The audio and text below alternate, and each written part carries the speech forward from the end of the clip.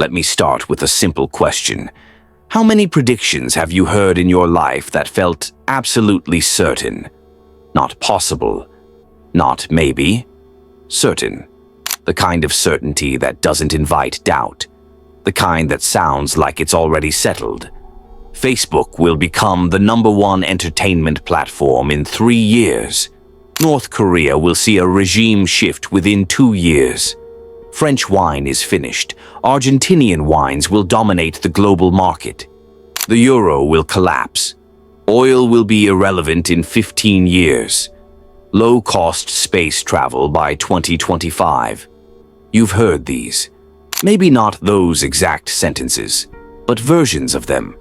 Close enough that your brain treated them the same. They were delivered confidently. Often on television, sometimes in books, almost always by someone introduced as an expert, and every time something inside you nodded. Not because you verified the logic, not because you ran the numbers, but because certainty feels good, certainty feels safe, certainty feels like control. When someone speaks with confidence about the future, your nervous system relaxes. Ambiguity disappears. Complexity collapses into a clean story. And the brain loves clean stories. But here's the uncomfortable truth most people never confront. Most of these predictions are wrong. Not slightly wrong. Not off by a bit. Flat out wrong. And until surprisingly recently, no one bothered to check. For decades, experts predicted freely. Economists predicted recessions. Political analysts predicted collapses. Tech experts predicted dominance. Energy experts predicted extinction. Every year brought a new wave of forecasts. No scorecards, no penalties, no memory. A prediction failed, it quietly vanished. A prediction succeeded by coincidence.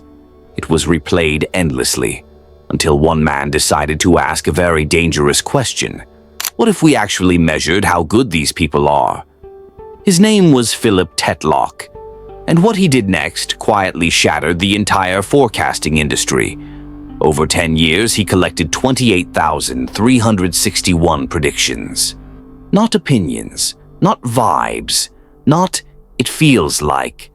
Actual predictions with time frames and outcomes. They came from 284 self-appointed professionals, economists, political scientists, policy experts, media commentators, think tank intellectuals, people whose careers were built on telling the future. Tetlock tracked what actually happened, year after year, outcome after outcome. And when the results came in, they weren't just disappointing, they were devastating. On average, these experts performed only slightly better than random guessing. Let that sink in. Years of education, decades of experience, constant media exposure, and they barely beat a coin toss. If you replaced them with a random forecast generator, the difference would have been marginal. But it gets worse. The most famous experts performed the worst. The media darlings, the confident speakers, the ones invited back again and again. The prophets of doom. The people who sounded the most certain were often the most wrong. Some of the predictions included the collapse of Canada, the implosion of China, the disintegration of India, the failure of Nigeria, the downfall of the European Union. None of these happened, not even close. And yet, those forecasters didn't disappear. They didn't apologize.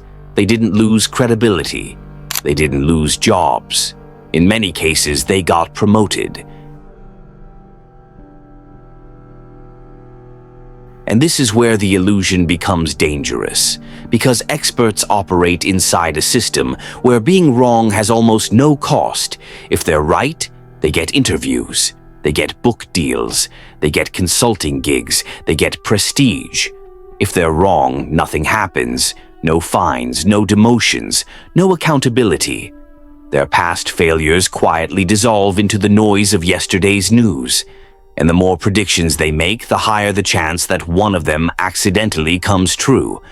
That one success becomes their brand. The failures are forgotten.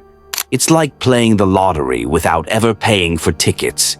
Of course, people keep playing. Harvard economist John Kenneth Galbraith once summarized this with brutal precision. There are two kinds of forecasters, those who don't know and those who don't know they don't know. That sentence made him deeply unpopular because it didn't attack ignorance. It attacked unrecognized ignorance, the illusion of knowledge. Legendary fund manager Peter Lynch went even further. There are 60,000 economists in the United States, many of them employed full-time trying to forecast recessions and interest rates. If they could do it successfully twice in a row, they'd all be millionaires by now. Then he delivered the punchline. As far as I know, most of them are still gainfully employed. That was 10 years ago. Today there are even more economists, and the forecasts haven't improved. So why does this keep happening? Because the future refuses to cooperate with our need for certainty. The more complex a system becomes, the less predictable it is. You can reasonably estimate your weight next year, but try predicting oil prices, exchange rates, political revolutions, technological breakthroughs.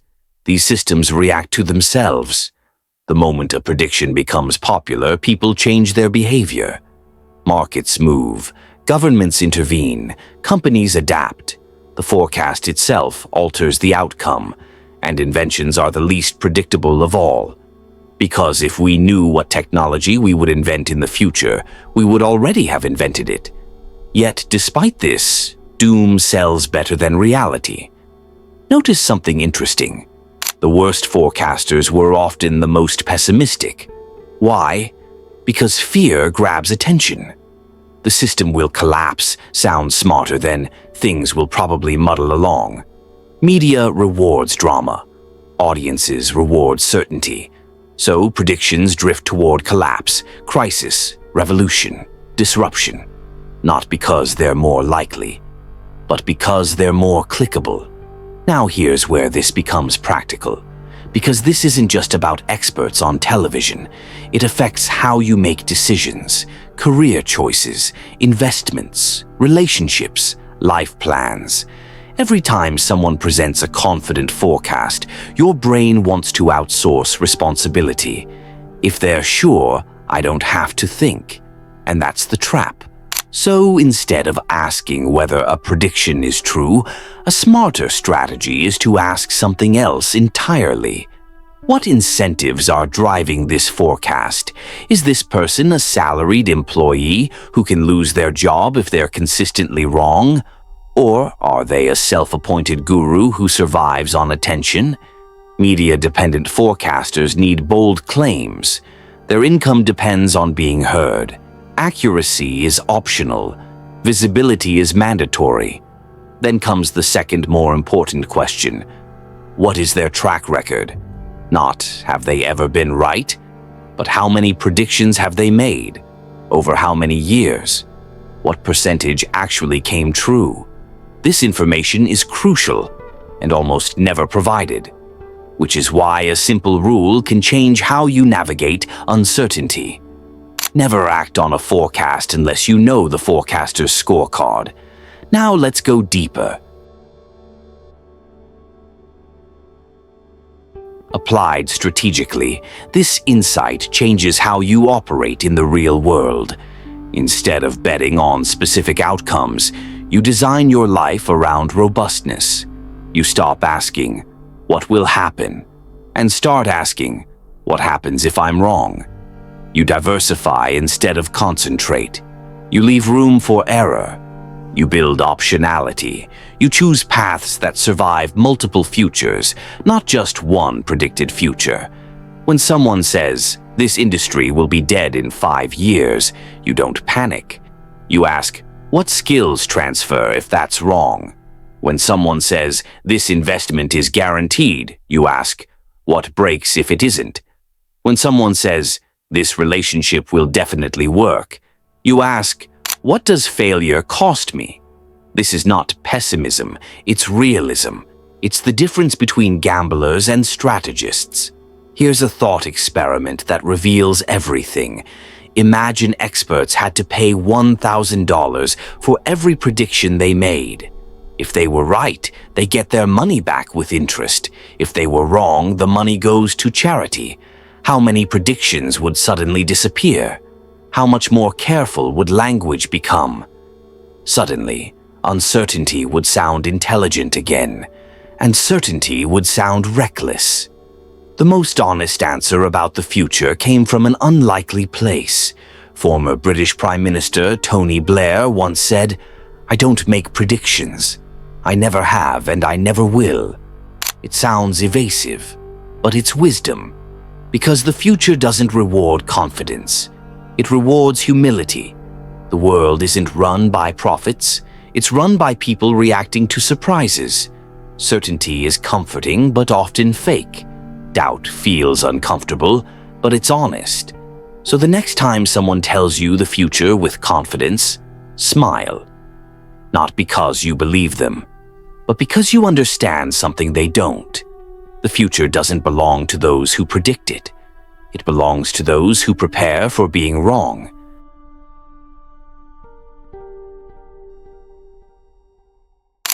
Thanks for spending time with us.